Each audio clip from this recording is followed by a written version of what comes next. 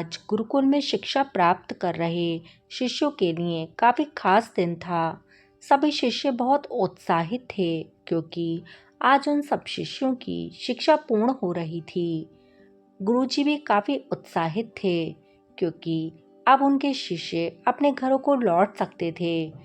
लेकिन गुरुकुल की परंपरा के अनुसार आज उन्हें अपने शिष्यों को आखिरी उपदेश देना था।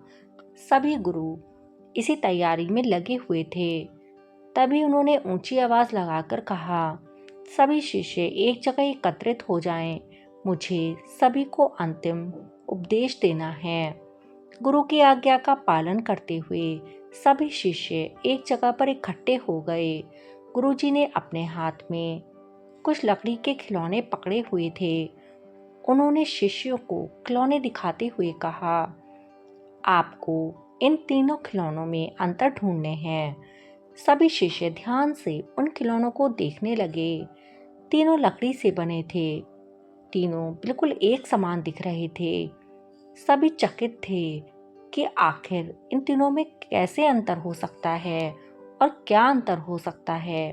तभी किसी ने कहा, अरे ये देखो, एक गुड्डे के कान में एक छेद है। यह संकेत काफी था। जल्द ही शिष्यों को पता लग गया और वह गुरुजी से बोले, गुरुजी, इन गुड्डों में बस इतना सा ही अंतर है कि एक के दोनों कान में छेद है, दूसरे के एक कान और एक मुंह में छेद है और तीसरे के सिर्फ एक कान में छेद है। गुरुजी बोले, बिल्कुल सही। और उन्होंने धातु का एक पतला तार देते हुए उसे एक कान के छेद में डालने के लिए कहा। शिष्यों ने वैसा ही किया। तार पहले गुड्डे के एक कान से होता हुआ दूसरे गुड्डे के कान से होते हुए वह मुंह से निकल गया और तीसरे के कान में घुसा पर कहीं से निकल नहीं पाया। तब गुरुजी ने शिष्यों से गुड्डे अपने हाथ में लेते हुए कहा, प्रिय शिष्यों, इन तीनों गुड्डों की तरह आपके जीवन में भी तीन तरह के व्यक्ति आएंगे।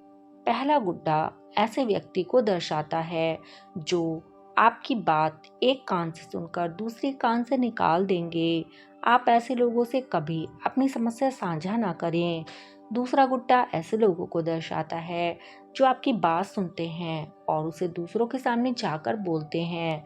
ऐसे लोगों से बचें और कभी भी उन्हें अपनी महत्वपूर्ण बातें ना बताएं।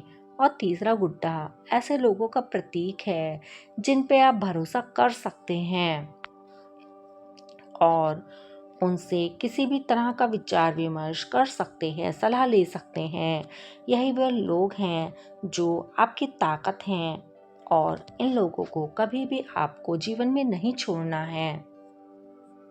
मित्रों, अगर आपको कहानी अच्छी लगे तो कहानी को लाइक और चैनल को सब्सक्राइब करना ना भूलिएगा। धन्यवाद।